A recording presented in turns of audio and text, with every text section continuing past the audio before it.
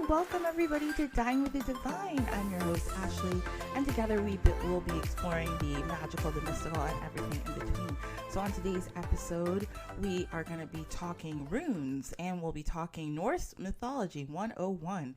So today we have a great guest. We have Lilly Statham. She is a Norse pagan witch behind the Instagram at Mystic Primrose. Her work focuses on creating informative posts and articles about witchcraft and paganism aimed at beginner/intermediate witches, as well as giving personalized guidance. Her goal is to help you awaken your inner witch and guide you along your witchcraft journey. Hey Lilly, how are you? I'm not too bad. Yourself? I'm doing good. I think everybody's seen you on Instagram. You're like, your videos are everywhere. I really like your aesthetic. It's really cool. But what got you started on this journey? When did you start? How did you start? And all that good stuff. Honestly, it's been a while now. So a friend of mine, like ages ago, took me to a metaphysical shop where they sold crystals and stuff. And I was like, what the hell is this place? Like, what have I just walked into? And I can remember they had like dowsing pendulums like hanging from the ceiling. And I was like, oh, what are they? And she was like, oh, they help you to like answer yes or no questions and stuff. And at that time I had a crush on someone, and I was like, oh my god, they can tell me whether I'm actually going to go out with them or not. So me being like 16 was like, okay, I've definitely got to get one of these because I know all my answers and stuff. And then it just like, went from there. I don't know, it just, I didn't really realise it was all like witchcraft and stuff. And I think I like stumbled upon how to create your own altar, and I made it in like the back of my wardrobe because I didn't want my mom to think I was like a weirdo. Yeah. Like, why are you getting salt from the kitchen? I was like, leave me alone, I know what I'm doing. And then just like, honestly had no idea what I was doing, I'll be honest. But it just like went from then. And I think I ended up creating my Instagram just mainly a place where I could take like witchy photos for myself and not put them on my own personal one and not have like people judge me. Then it was like after the first few posts, people started liking it, and I was like, what? I think I got like 100 likes or something on like my third post, and I was like, what the hell is this? I've never had this many likes in my life. So I just went from there, and then it just grew into what it is now. But I think Instagram is kind of, it's helped me like document my journey and encouraged me to like learn more and stuff, because obviously people showed an interest in it and they started asking me questions, and I was like, I don't know the answers to this, I need to Google it before I respond. And it's just gone from there. So I'm slowly getting there with it. Yeah. That's awesome. I love how, and this has happened, I think, to a lot of people. It happened to me too. I feel like we were all spurred on at some point by a question about a relationship. Like that's how I started learning tarot, was because I broke up with like my first love, and I was like, oh, I went to Barnes and Noble, and I was like, I saw a book, and I was like, oh, is he gonna come back? It's kind of sad, but like at the same time, I know, like 19-year-old me, like looking at it, like, oh, I need to figure this out. I'm like so messed up. I think so. When I did buy the pendulum and I went back and asked its question, and it was like, yes, you will date this person at some point. And start off with, the first time it was like 4 hours I dated them for, and then, like, it was kind of like not until I think first year uni that I maybe actually got in a relationship with this person. I do apologise to the person if they're listening now. They don't know who it is, let's be honest. But I think we ended up being in a relationship for like 6 months, maybe not even that. And I was like, the pendulum wasn't wrong, but I don't really want to be in a relationship with you. So, like, kind of weird, but it's what it is. I know. I love pendulums. I love them, but also I never use them really. Like I used to once in a while, and then I'm like, I don't know. I feel like with pendulums, and I heard this before, and I didn't know if it was really true, but I do believe it. Like you don't know exactly, like unless you do a lot of protection and stuff. Sometimes you don't know what's moving it. And I tend to not think about that sort of thing. It's like the number of people that have asked me on like my Instagram. I don't know whether I'm just going to out myself right now. But do you cast a circle beforehand? Do you do like protection? And I'm like, I'll just go for it. Whatever comes, I don't care that much. So if anything happens, I'll deal with it later on. But if I can just get away without doing that, you're just like raw dogging your witchcraft, and I love it. And there's nothing wrong with that. It hasn't come back to bite me on the bum just yet. I'm sure you're gonna be absolutely fine. We'll find out. It'll be fine. I really like about what you do on your page is, like we talked about in your bio, you do a lot of beginner stuff. I think that's so helpful. You're like a little bit younger than me, but I know when I was 15, 16, and I was like really interested in spirituality and stuff, there was like maybe a few books like you would pick up, and there's not a lot of stuff. And I find that now on the internet, there's people who do it the way you do it, who do, okay, this is how you would start, this is how you would do it. And then there's a lot of people who talk and use a lot of lingo and words, and sometimes they don't explain it. And that's no problem. Maybe they're aiming towards like a different crowd, and that's not an issue. But I really like that you aim for, okay, guys, like this is how you're going to do it, even if you're doing it the first time, and you just show people step by step. I think that's so helpful. And I think that's why a lot of people really, I think like the reason why I like don't like talk and stuff with him is because I'm rubbish at explaining things. Like, I'm actually terrible. So I'm like, you do this and do that, like film it and then just not dumb it down, but like make it as basic as possible. And like I can't be bothered to make it complex. Like I'm doing a spell because it needs to be done, and like unless it's like some big grand gesture thing or some big thing that I want to like manifest, then maybe I'll take it a little bit more serious and go a little bit more like complex. But other than that, like it doesn't need to be over the top. And I think people think you have to do it in such a specific way, and you have to do it this way. It's going to go completely wrong if you do it this way, but it doesn't matter. Like, as long as it works for you and you kind of like in the right ballpark with things. If you're doing like a protection spell, you're using things that include, what's the word, that correspond with like protection and stuff, then that's fine. And you're not just using all sorts of random shit. Like, it's fine. There's no like rules and regulations to it. And I think especially when I get people in my comment section going, you've got to do it this way, you've got to do it that way, I'm like,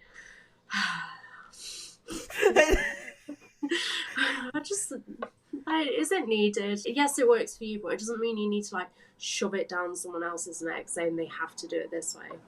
Like at the end of the day, it's your own practice. Do what works for you.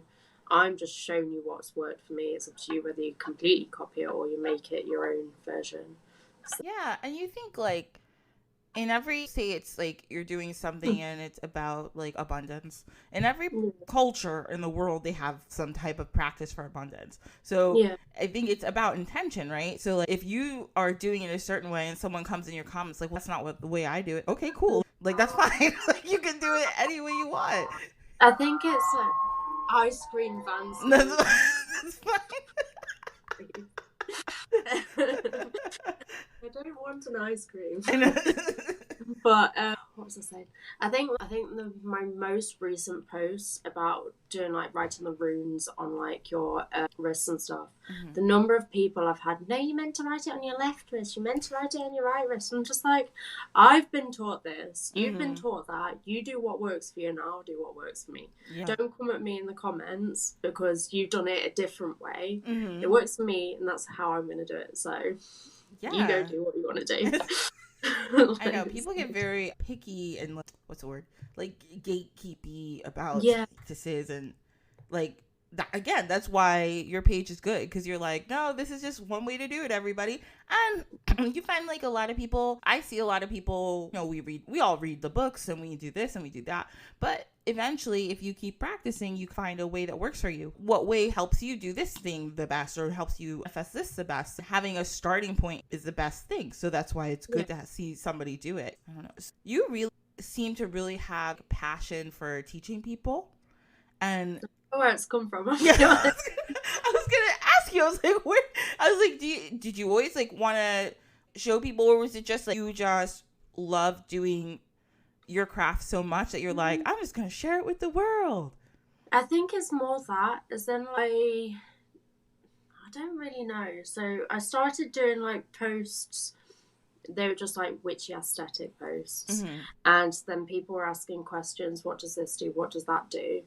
And at that point, I felt like I didn't know enough to be able to teach someone, Mm-hmm. because obviously I'm still learning. Like, I don't know everything. Yeah. And I think I just when reels started like coming in, I think I did like a couple of like spell jar videos, and gosh, they were absolutely horrendous. Like, we went off, but like they did better than everything else did. So I just went with the flow with that, and then it's got into me teaching people.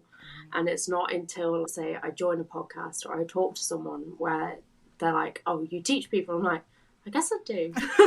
Like, I'm just filming in my office. Like, I'm just in my own little world. Because you don't like obviously see everyone from the internet, do you? Yeah. And it's kind of like, I'm just posting on my account as I've always have done. And then when people start asking me questions, I'm like, oh shit, people actually look up to me sort of thing, to tell them stuff. So I'm like, okay, maybe I need to actually get my shit together. And like, I've never wanted to go down like a teaching route. It's kind of happened, but I wouldn't be able to teach anyone about any other thing. So it's the only thing I can teach people about. Oh no, that's fine. It's something that you, like you said, you've never been meant to go down a teacher path, but it's something you're so passionate about. So it's probably, it makes it easier because you're like, oh, okay, I don't know too much about this, but I'll explain it. I think it's because, so like, I've been invited to do some workshops in Costa Rica. Oh wow. To do with like witchcraft and stuff in the start of next year, and I've never done anything like that before. And it terrifies me a little bit because, so I originally did a degree in zoology, which has nothing to do with witchcraft at all. And I've been so rubbish at presentations. I know at uni, like, there'll be one thing I just struggle with, just because I can't remember what to say or anything. But I feel like witchcraft, I can teach people because I'm comfortable. It's all my day is like to eat, breathe, spell jars, pretty much. So I'm sure I'll be fine. And I think with like Instagram and stuff, it's definitely built my confidence with things. So witchcraft I can teach. Yes. Zoology, not so much. It's fine. Or anything else. It's fine. Maybe one day you'll figure out how to sprinkle in your zoology with it, and it'll all work out. I think my mum was hoping I'd go down the whole zoology route and be a scientist and everything. I was like, no, I'm doing witchcraft. Leave me alone. I think you've picked a great career path, and I love it. I feel like I've met so many like-minded people as well, because like in my friendship group, I'm just the weirdo. There's no one else that's really into it, so I'm just like, just doing me. So like Instagram's kind of like where I can actually meet people that are like into the same thing. So. Yeah, I know. I feel like that with this podcast. I'm like, I've met all these people who are like just really cool and want to talk to me and geek out about this stuff. Yeah. And like, my like my best friends who we've been friends forever, they don't want to talk to me about this. Like, they're like, what are you on about? I know, exactly. They're like, shut up. No, believe me, it's true. Exactly. Just get into it. They love us and accept us, but they don't know what we're talking about. Like, you're just a weirdo, but it's fine. We'll still hang out with you. It's all right. Just don't start throwing crystals down the neck. Like, trust me, this one works. Take it. Exactly. Who's bothering it at work? Here's some black obsidian. But it's like that. Is it on Pirates of the Caribbean where she gives Jack Sparrow the jar of dirt, and she's like, you don't have to have the jar of dirt if you don't want it. Yeah. And they're like, no, I'll take it. Just take crystal. I know. I find that a lot of people do that. They'll be like, oh, I don't believe in that kind of thing or whatever. And you give them something or something, but they'll be like, oh, yeah, I'll keep it. Like, you want me to keep this in my car? I'll keep it in my car. Yeah. And then they're like, oh, maybe it does work. When they go home. I know. They'll tell you one story. They'll be like, I don't know if it's just coincidence or it's this random rock you keep giving me. Did tell you. Exactly. Believe it or not. You don't have to believe me, but it works. There's a whole group of people out here, and we all know. Believe the weirdos. We're only trying to help you guys. Okay, so we're going to go to our next section, which is where we talk about our dish of the week. So I have this book, and I really love it. It's called The Kitchen Witch's Cookbook, and it's by Patricia Telesco. it has lots of interesting, different, random recipes for like all different types of things. Some of them, and in the back it has an index. Some of them for abundance, some of them for love, some of them depending on like astrological symbols, which I'm terrible at. Some of the different some of the different holidays. It's not my either. Yeah, I'm terrible with that. I'm always just, I'm a Gemini. That's as far as I know. Literally. Yeah, I know. So I picked out a couple cool different recipes from this book, and I'll tell you guys what they are. Again, I'll try to write them down somewhere, but I don't know where on the internets to write it, but I'll figure it out. So the first thing we have here is the breadsticks of a bedding. So the breadsticks of a bedding include some Parmesan cheese, some Romano cheese, some dried basil, some bread dough, and 1 egg beaten. So they're breadsticks. They sound really good, and they're magically associated with enduring love or energy aimed towards a specific goal, and they are good for any celebration, but they're an interesting kind of dough. I guess these things are things that you eat and you use your magic when you're baking it, or you feed it to people who you're trying to spread that magic to. And then also each ingredient has different attributes. So we have, let's see, it says for cleansing you use red pepper and garlic with dill, and for harmony and health you would brush the breadsticks with honey while you're baking it. So I thought that's pretty neat. Make me hungry. I know, right? I know. Every time I was looking through this book and I was like, I need to make all these things, but I'm way too lazy. I just wish somebody like gave them to me. I'm like, I don't want to bake all these things. End up burning it. Like, I guess my intention. In a lump of charcoal. I know. Then you're like, wait, now do I have to do protection? Is this bad? The other one I found, this one's an interesting one, and this one is a celebration for. This one goes with a Samhain celebration, which is cool. So it's a stir fry with celery, bamboo, and mushrooms. Some people hate mushrooms. I feel like mushrooms, either love them or you hate them. But I'm sure you could. Many, it's fine. Yeah, I love mushrooms.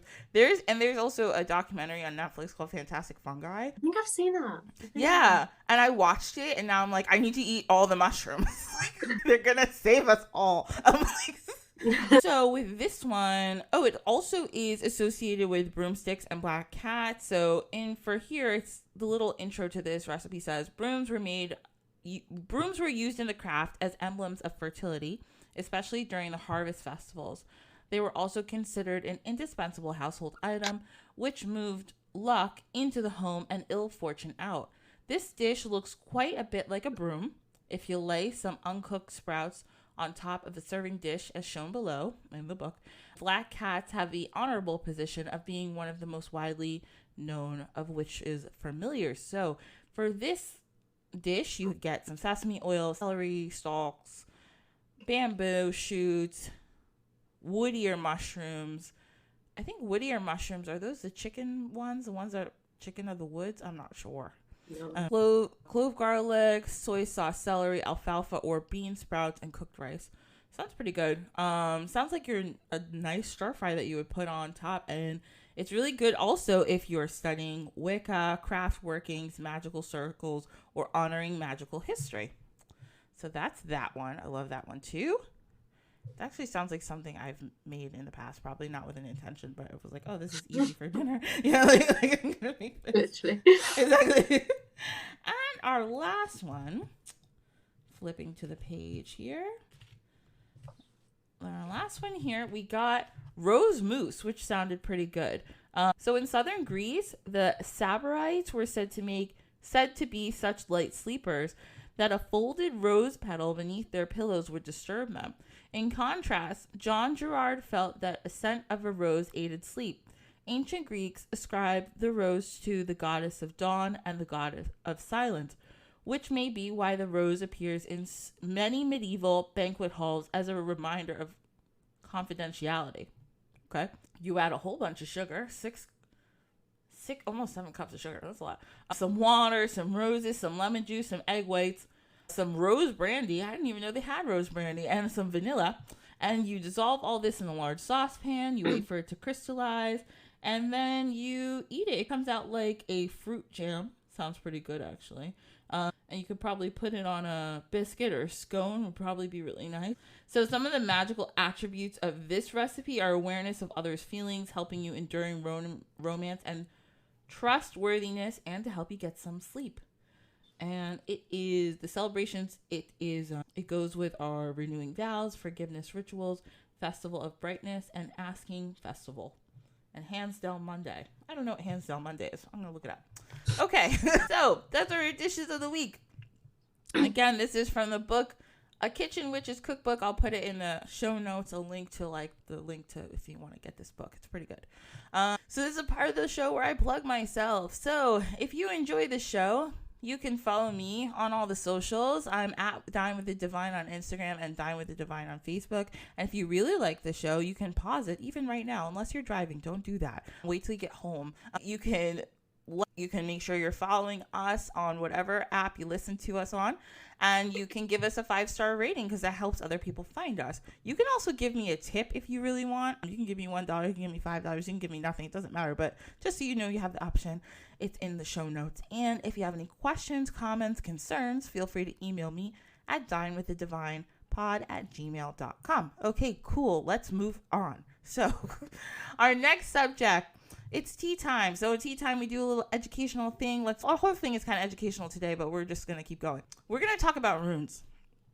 So I did notice that you were doing a lot of rune symbols lately on your Instagram. Mm-hmm. And I was like, oh, okay, this is really neat. I always want a rune set because they look pretty.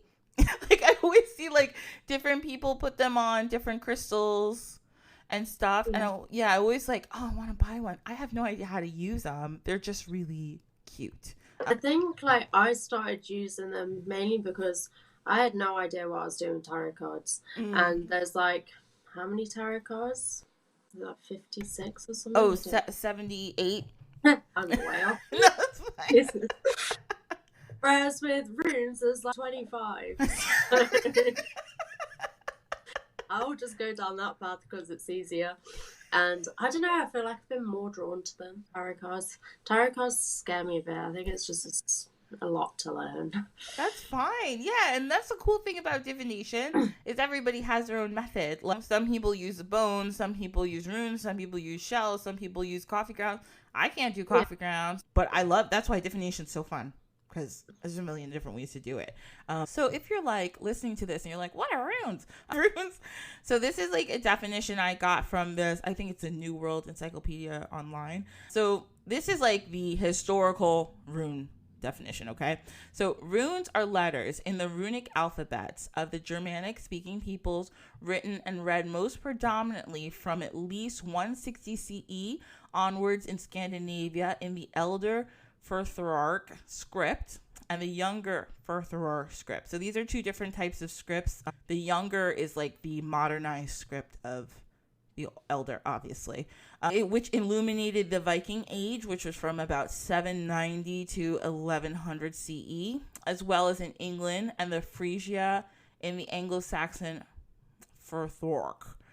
Yep, I know that sounds a little confusing, but basically all you need to know is this was an alphabet.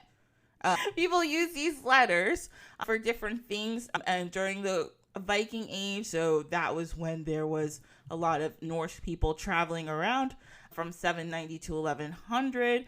They were using this writing system and writing things down, and then it also spread to the different Germanic peoples, are people in different, they're all the different Germanic tribes that were in mainland Europe. English is way more connected to Germanic languages than we are to like the Romantic languages like Latin. So I know it seems everyone's like, oh, it's like Latin. It's not really. Old English is more like Germanic. So we're actually more connected. Our language that we're speaking right now is more connected to the runes than Latin.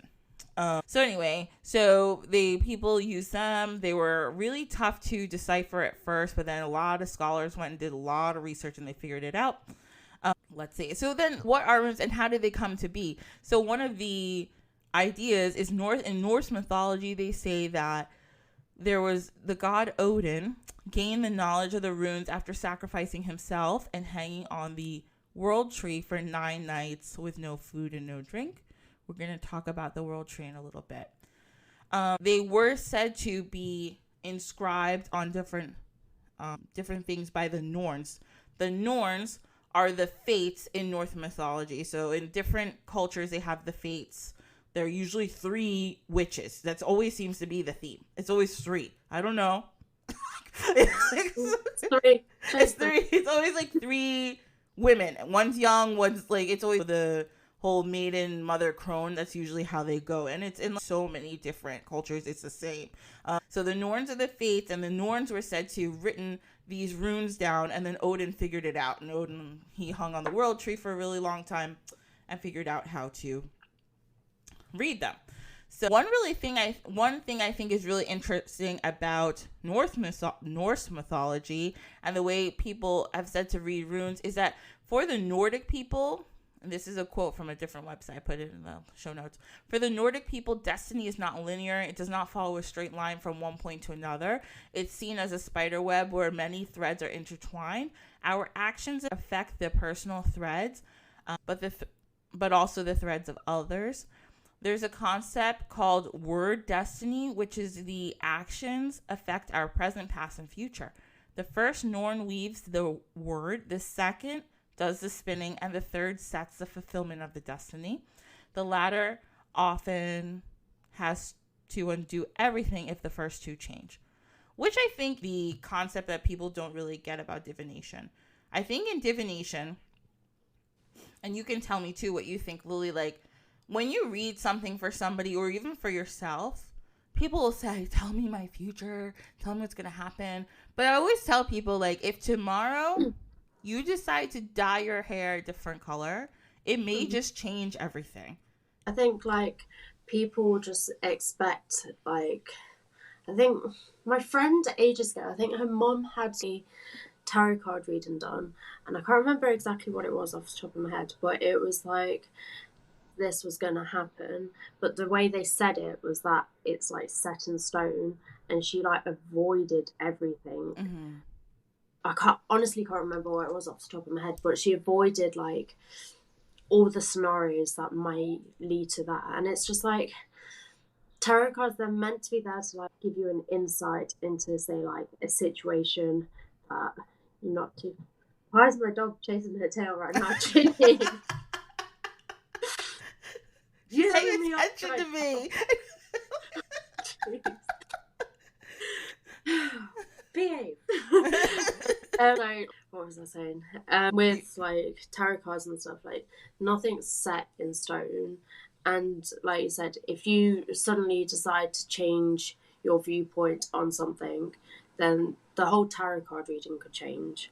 And it's just to give you insight into, say, a situation. It could be like a relationship with someone, and it could be like, the way I take it is that that's how the reading gives you how you're feeling right there and then. And if you were to like wake up tomorrow and be like, you know what, I'm going to do this instead, ignore the tarot card reading, then it like change slightly then. So like it's not set in stone, and I guess this is what like people are terrified of with tarot card readings, and that it's all bad and everything, but interpret it how you want to. There's nothing to. I'm a little bit scared of them, but there's nothing to be scared about. I'm just scared of being outed. Yeah. What I don't want to hear. Like, you did ask me. I was like, yeah, but I didn't need to tell him that. Shut up. And then just pull another one. It'd be the same thing again. Exactly. I know. People like. I always tell people like this is the highest probability.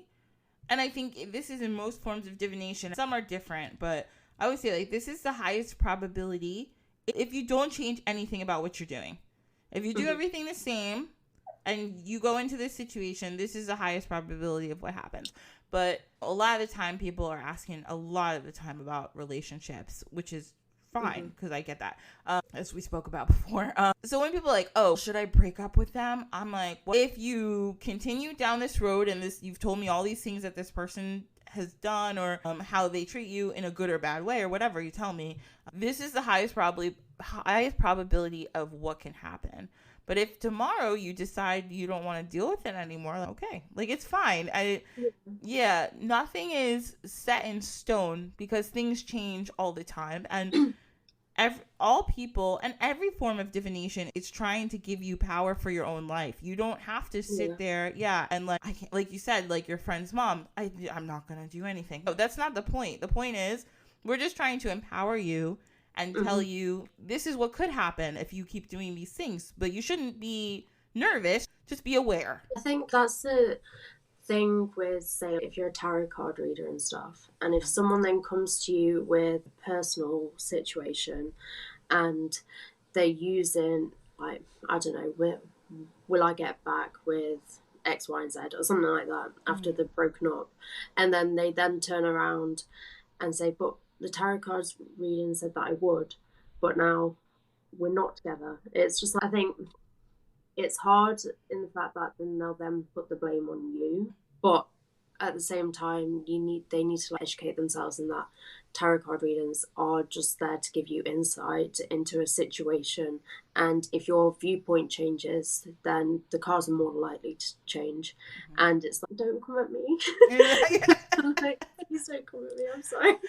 I'm saying what's been told, but I think that's the misconception with it all, and I do feel like people need to learn that, especially before they go into a tarot card reading or something, just because it covers everyone's ass.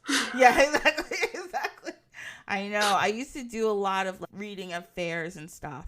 And I quickly learned to give a disclaimer beforehand because people would get very... I learned that so quite quickly. Yeah, exactly. Yeah, because we're like, what? It's like, all right. But, like, first of all, calm down. Second of all, you gave me, like, when I used to do it, but like $5. I'm like, you gave me $5 to pull 3 cards. What do you think's happening here? Just, and everything happens the way it's going to happen. So it's fine. Everyone calm down. That is what we're trying to tell you. Okay. So also back to the rune. So the word rune actually comes from the Old Norse word whisper or secret. And there's 24 runes plus an unnamed rune. So that's 25, like you said. And they're divided into 3 groups, 8 each. And the groups are called Atir. And each Atir... And also, again, if anybody's listened to this before, you know that my pronunciations are real iffy sometimes. So I apologize in advance. So the Atir represent an evolutionary path that develops through this. Signs are connected to each other, especially with the previous and subsequent signs. Oh, okay. So it's actually similar to tarot, especially in the major arcana, the first 22 cards. Usually it's a story, just like the runes are kind of, each one's connected. So we got, I'm just going to list them really quick. So we got, I'm not going to say the Norse word because I will mess it up. Some of them are fine to say, but so we got one that's like wealth, power, trolls, mouth, road, torch, talent, joy, havoc, night, freeze, harvest, strength, hidden, defense, sun, warrior, birth, luck, human, lagoon, living, dawn, and estate. Okay, cool. So then there's different ways, obviously, like everything, there's different ways you can read the runes. How do you usually read the runes? I think, like, you can make it as, like, complicated or as simple as you want. Mm-hmm. So what I tend to do is I normally just pull out 4 that either represent, like, past, present, future, and then your, like, thoughts throughout. Yeah. Or I could just pull a couple throughout the day, just to, at the start of the day, just to gain insight into a situation that I might be facing and stuff. I tend to not do, with all witchcraft related divination sort of things, I don't overcomplicate anything. Mm-hmm. But, like, I use it as a way, as, I don't know, just like more convenient sort of thing, just like incorporating it into my day rather than make it into like some big massive thing. Mm-hmm. So I do it quite simple, just pulling a couple out here and there, and obviously cleanse your like room bag beforehand and stuff and do it that way. Mm-hmm. But I don't do anything overcomplicated. I just quick and easy is my way forwards for things. Yeah, and I think probably with most, again, with a lot of forms of divination, and it sounds like with runes, that's probably also the best way to familiarize yourself with it and learn it, right? If you pull, everybody doesn't have time to, like, okay, I'm going to do this deep meditative exercise. No, it's fine. Maybe you wake up in the morning, you got a couple minutes before you eat your breakfast or after, you're like, all right, let me pull a few and see how my day's going to go. and then go from there. So it sounds pretty like everybody does. So there's a bunch of different ways to read, obviously. We heard how Lilly does it, but there you can pull one, which some people call the Eye of Odin, or the extraction of one rune. You can pick the Hugin and Mullin, which is actually the name of Odin's two crows that kind of hang out with him all the time.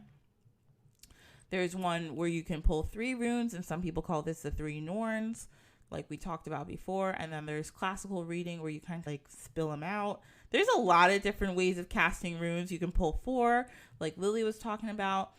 There's a lot of different ways. So if you're interested in learning runes, I suggest you go all over the internet, because it's everywhere. It's not hard to figure out how to do this. Lilly talks about the rune symbols a lot on her Instagram, so you can go over there too and look. But yeah, it's another form of divination, and this is like the Norse version of divination. So those are the runes. So now we're going to come to our story time. So our story time is going to be today. It's Norse Mythology 101, because we're going to probably tell a lot of Norse mythology at some point on this podcast with different stories, because there's lots of stories. We know all of these stories from, it's called the Edda. It's a big epic poem that they found from the Norse people, and that's how we know so much about Norse mythology. Now, it can get very confusing when you get into the family tree of Norse mythology. I put like a link in the show notes. Some people just appear. Some people are made by one person. Some people are made by 2 people. Some people are made because they're under ice. We don't know. Norse mythology is very exciting because it's very unpredictable. Most people know Norse mythology when you think of, just went out of my brain, Marvel movies now, because of Thor and Loki. Side note, Thor in the Marvel movies is just a big, strong guy, but he doesn't have much going on up there. And that's literally how they talk about him in Norse mythology. Like everyone kind of shits on Thor, and it's funny. Loki is constantly shitting on Thor because he knows Loki, even though Loki can be a dick sometimes, he's way smarter than Thor. And in a lot of, there's Neil Gaiman wrote Norse mythology, and it's really good how he goes through it. And in a lot of the stories, Loki, who is like the trickster, he also will like do terrible things and afterwards be like, my bad. Oh, I love it. I know. You don't like Loki, but you also are just like, oh, Loki, here he goes again. He'll like kill people and be like, sorry, and then they'll go to punish him. My bad. My bad. Anyway, he doesn't. It's so funny if you read the book that Neil Gaiman wrote, which is obviously he's doing this translation of the Edda, but it's literally every story. It's like, and then Loki lit everything on fire, and then the gods were like, Loki, we have to punish you. He's like, but I'm really sorry this time. wait until next week. See what I've got planned there. I know. He's like, I'll learn. Don't worry. Sorry. But it's hilarious. Okay, so the Norse people include, just so we all know, the Germanic people are the indigenous people of Northern Europe. So this includes the Celts, the Sami, the Finns, and others. They've occupied Scandinavia, Iceland, the British Isles, most of continental Northern Europe's north of the Alps.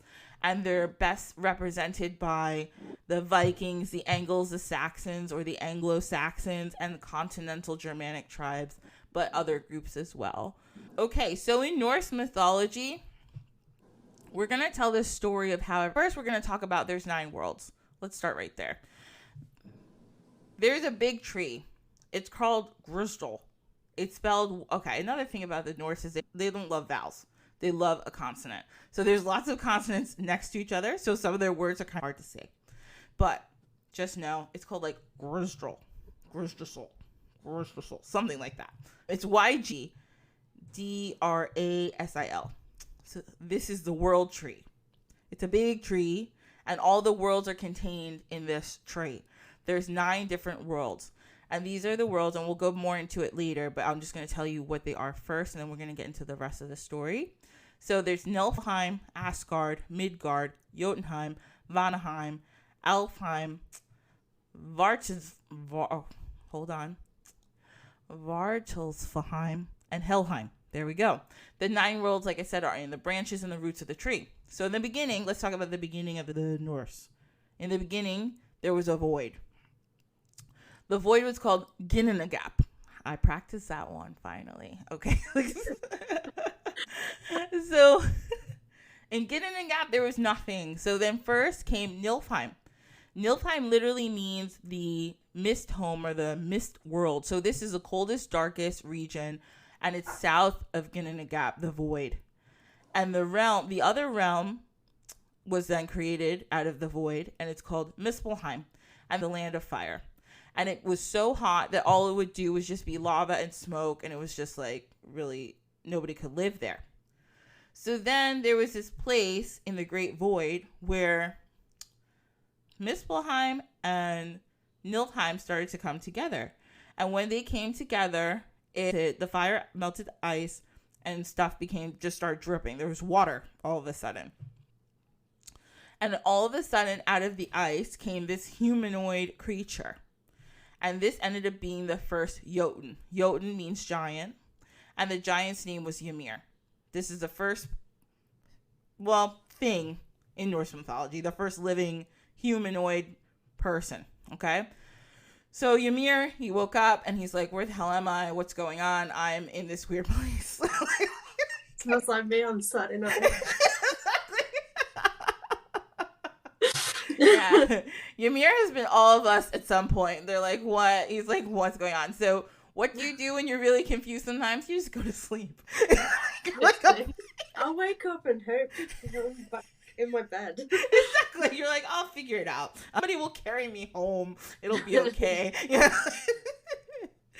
And actually, I'm sorry, it's Ymir, not Ymir. It's Ymir. So when Ymir fell asleep, he started to sweat because he was probably sleeping close to the Muspelheim part and he got hot. So his sweat just started to pour out and he grew 2 more giants out of his sweat. Kind of gross, but okay, no problem. So we all descend from giant sweat. Yeah, exactly. So hot. So one was a guy and one was a girl.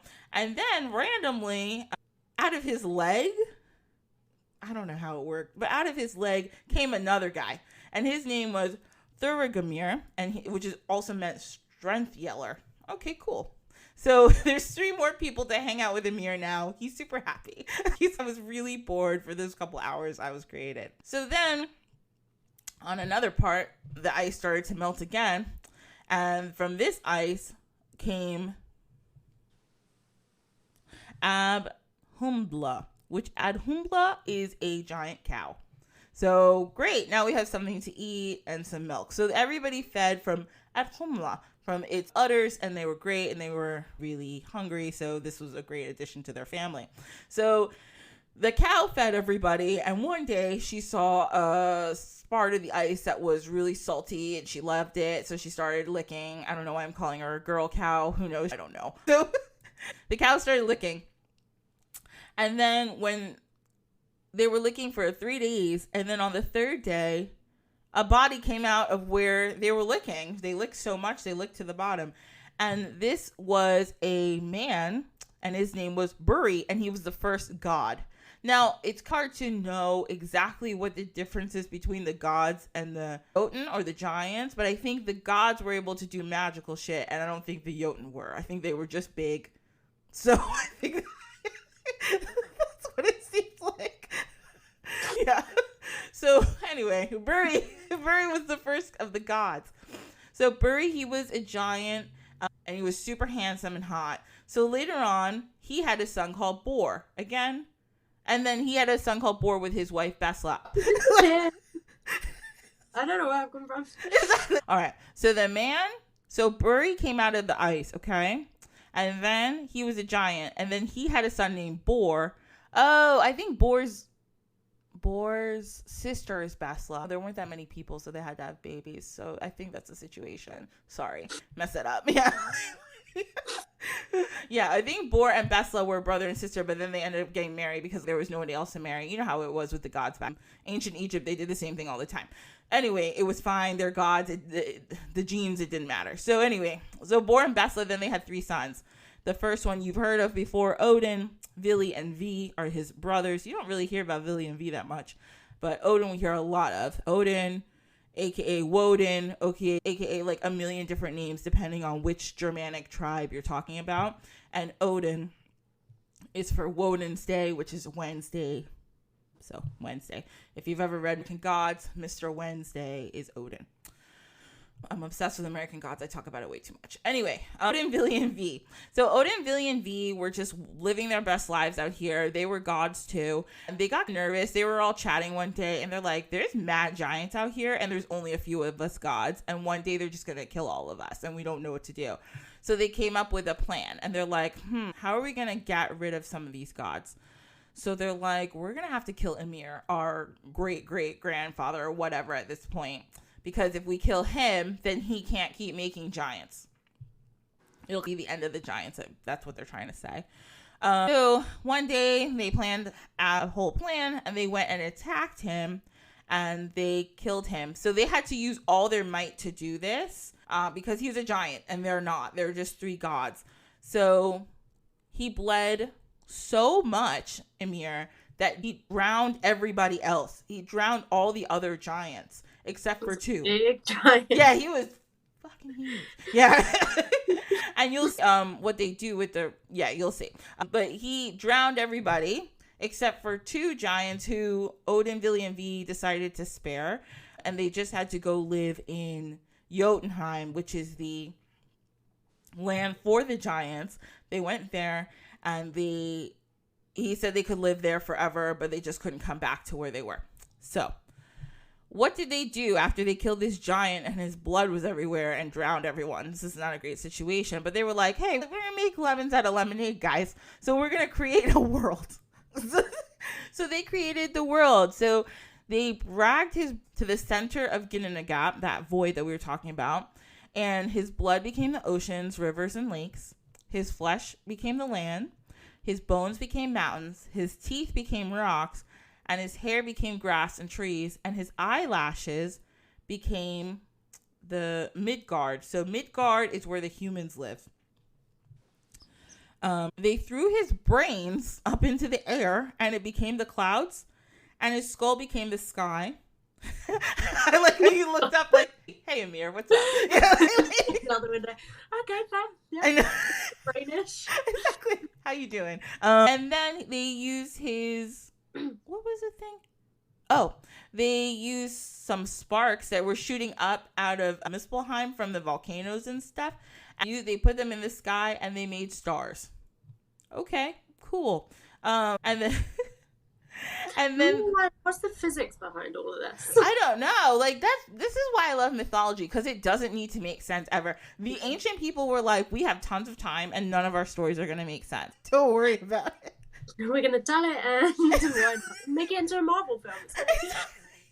Because if you're sitting around a fire all day, you've got to make your story spicy. You know what I mean? They didn't have Instagram or Facebook or TikTok. So they're like, we got to tell stories and we got to make them good. So this is what we're going to say. Oh, so that's the origin myth, the ancient myth of Norse mythology. The second thing I'm going to talk about real quick is just the different realms, because we mentioned some of them just now, but there's 9 of them in Norse mythology. So we've got Niflheim that we talked about, the realm of fog and mist. This is the coldest and darkest part. Then we've got Muspelheim, which is the land of fire, which I think is super interesting when you think of, number 1, Game of Thrones, like the land of fire and ice. Also, that land of fire and ice is what they call Iceland, right? Because there's lots of ice there, but there's also lots of volcanoes, so they called it the land of fire and ice. So it's interesting when you think the first people in Iceland were the Scandinavian people, and the Icelandic language is like Norwegian, but 500 years behind. It's like really interesting. But yeah, so when they got to Iceland, they were like, oh shit, the mythology was right. Look at it. I think that's pretty fun. So we got those 2 words. I know. I feel like they got there. They're like, oh my God, it was real. I know. Maybe not now when you walked in, but like, I can see why. Why. They were probably like, oh, the stories are true. This is great. So then we have Next is Asgard, which people have heard of again from Marvel. In the middle of the world, and it's up in the middle of the world, high up in the sky. Okay, that's oxymoron, but it's no problem. So it's really high up in the sky. That's where Asgard is. Asgard is like Olympia, basically, and it's home to all the gods and goddesses. Odin is the ruler of Asgard and the chief of the Aesir, which is those specific gods, and he's married to Frigg, and she's the queen of the Aesir, but Frigg is from somewhere else, and we'll mention that in a minute. So inside Asgard is where Valhalla, people always talk about Valhalla. Valhalla is where the warriors will go after they die in battle. The other half go to Folkvanagur, which is ruled by the goddess Freya. That's in a different place. Freya is the one with the cats. She's super magical and she loves cats, okay? That's all you need to know right now about Freya. We'll talk about her later. She's pretty cool. Then you got Midgard. Midgard's for all the people. And how you get from Asgard to Midgard is actually pretty cool. There's a big bridge called Bifrost. It's literally a rainbow. It's pretty cool. You get to ride it when you go down to the humans. It's awesome. But there's this guy, and I forget his name, but there's a guy who... I forget his name too. It starts in H. Heimdall, yes, Heimdall, exactly. Thank you so much. Heimdall is the one who guards Bifrost, the bridge, so you have to get through him, and he sounds like he's very serious about his job, so be careful. Midgard is also surrounded by a huge ocean that's apparently impassable, but not if you're from Asgard, because you can just go about the bridge. Then we got Jotunheim. Jotunheim, like I said, is the land of the giants, and they're only allowed to live over there. They're the sworn enemies of the Aesir. And it's mostly rocks and wilderness and forests because that's where the giants like to hang out. The Aesir and the Jotun are constantly fighting because Odin killed their founders. So they're not great friends. Just 100 million years later, still arguing over the Exactly. They're still mad about it, so they don't have fun. And also... weirdly enough, okay, if you look at the family tree, Loki is half a giant, basically. Actually, I think Loki is made of two giants. I have to double check. I can always forget.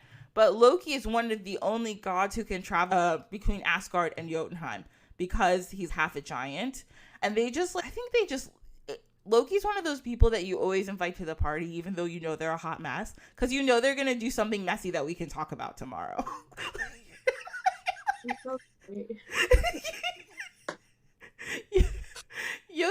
Loki's that friend who you're like, should we invite her? She does not know how to act, but you're like, no, we're gonna invite her. More spice to the party. Exactly.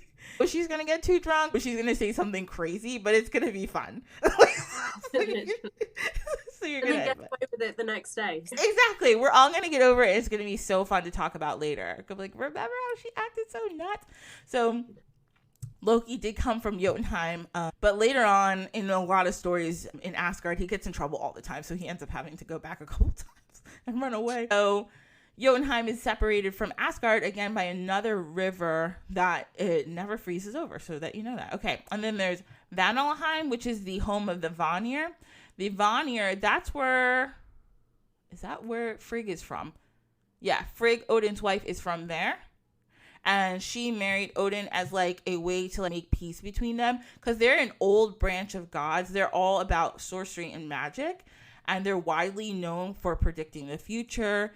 Nobody knows exactly where this land is or where it's located or what it looks like. I guess they don't talk about that in the Edda, in the poem. But in the end, they fought with the Aesir for a long time, the Vanir and the Aesir. But then they stopped fighting, and Frigg was like, I'm going to be the peacemaker and go marry Odin, and we're going to be fine. So that's how they all ended up stop fighting. Was because of Frigg. She actually saved everybody. Then we have Alfheim, which is the home of the Light Elves, and it's right next to Asgard. The Light Elves are beautiful creatures. They're considered like the guardian angels, and they are usually minor gods of nature and fertility, and they can help or hinder humans with their knowledge of magical powers. And then we have Vartalfheim, which is a home of the elves. And they live under rocks, caves, in the underground. They're the ones who are super skilled craftsmen. And they're the ones who made the hammer for Thor and all the different magical items. There's a magical ring that I think Freya has There's a lot of stuff that they make. So they all get it from this land. And then the last one is Helheim. So Helheim is the home of the dishonorable dead. So Helheim is the land for thieves, murderers, and people that they feel didn't do anything good in their lives. Like I said before, people who are in battle go to Valhalla. People who are just like generally good people but didn't fight, they go to Folkvanger. So Helheim is ruled by Hel, Hel. She's the daughter of Loki. And the interesting thing about Hel is half of her face is one really beautiful woman and the other half is all decayed and like you can see all her tendons and it's like kind of gross. But like, be who you want to be. I love it. No, you'll be fine. Exactly. Fenty beauty, like it'll solve anything. So Hel will use the dead in her realm at Ragnarok to attack the gods and the goddesses at the plains of Vigrid, which will be the end of the world. And the last thing we're gonna briefly touch on, I'm not gonna go really into it, but the last thing of Norse Mythology 101 is Ragnarok. What is Ragnarok? That is the end of the world for the Norse. They think that and this time a whole bunch of gods and goddesses are gonna fight. The Aesir are going to fight the giants. Helheim's somehow going to be mixed up in it too. She's going to fight. And then a bunch of gods are going to die. And there's going to be a serpent from Midgard that comes out from the sea and sprays poison. It's going to be a dramatic scene, everybody, when this happens. Also, there's a giant who lives in Milfheim. This is the land of the fire. He's the only one who can deal with it. His name is Surtur. And he's going to set, apparently, Asgard, like, on fire. I kind of just want some popcorn and just sit on the side watching all that. It's going to be chaos of... just like munching away. Yes. Hell's breaking loose. Exactly. There's also a wolf, Fenrir, and Fenrir has been chained up somewhere, and Fenrir's about to get loose during Ragnarok, and he's going to lose his shit. He's just going to lose his fucking mind, and he's going to spread death and destruction. The sun and the moon are going to be destroyed by two other wolves. Where they come from? Skull and Hades. And even the world tree is going to shake in the ground, which is really bad. Odin's apparently going to die at this point because Loki's going to turn on the Aesir. We all knew Loki was going to turn on. I don't know why they acting like it's a surprise. And he's going to fight Heimdall, who we mentioned before, and they're going to kill each other. There's just a lot that's going to happen. Who's going to kill... like reality TV.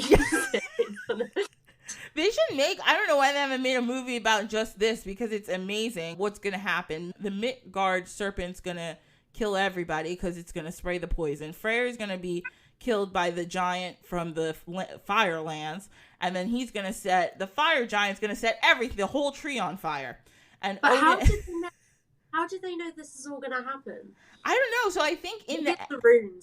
I don't know. The runes spread. Yes, whoever wrote the edit, yes, they did the runes a few times and they were like, oh shit. Literally. They were like, oh my god, this is terrible. I better write all this I'll down. put the runes back in the bag now because I don't know anything.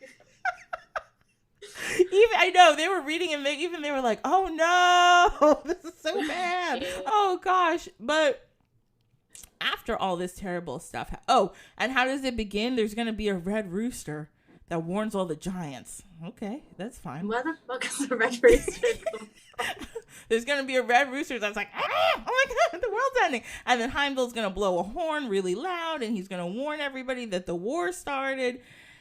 And all these gods, and there's a couple gods that died. There's a god named Balder who died. I think Balder was actually Odin's son. Loki killed him. It's a whole thing. It wasn't great. But they're going to return from the dead, and they're going to fight, blah, blah, blah, blah, blah. So then after all that happens, there's going to be a new earth that rises from the sea. Most of the gods will have died, but there's going to be new gods that come and new people that come, and they're going to fix everything, and everything will be fine. So just know that. Odin's two sons, Vidar and Vali, will be two of the ones who survive, and they're going to help everybody fix everything. Thor's going to die somehow. Don't worry about it. Everything's going to be fine in the end. Have a glass of wine and wait for it all to blow over. Exactly. Just sit back and don't worry about it. So everything's going to be... there's going to be a dragon that feeds on the corpses, so they'll get rid of that, all that decay. It'll be no problem. Don't worry about that. You don't have to bury anyone. So, that is your Norse Mythology 101. And again, at some other point, we're going to get into other stories. So just remember this episode. If you're like, where are all these places and what's going on? Just listen to us. Okay, so that brings us now to the end of the show. And Lily, do you want to tell us where we can find you on the internet and anything you have going on? Literally, it's at Mystic Primrose. So that'd be on YouTube, Instagram, TikTok. My website is mysticprimrose.com. If you get any messages from people that have Mystic Primrose in their name, but there's lots of variations and lots of exclamation marks and different letters and all sorts, they're all just fake accounts. Please just ignore them. They'll be trying to scam you out of a tarot card reading. So just ignore that. And now you know that Lily does not read tarot. So if they offer you one, they're lying. Yeah. She's a rune girl, okay? I know. But yeah, that's pretty much everywhere. Okay. Thank you so much for being here. And just so you guys know, again, we're at Dine with the Divine, and we're here on Instagram, on Facebook. Again, give us a 5-star rating wherever you listen to your podcast, if you so choose. And Ashley, I'm at Sankofa HS, that's SANKOFA on Instagram, and Sankofa Healing Sanctuary on Facebook if you want to connect with me. And thank you so much again, Lily, for being here. This was Thank you for having me. Yeah, this is tons of fun. It's always a good time. And everybody listening, I hope you guys have an awesome, wonderful week, and I'll see you next week. Okay, bye.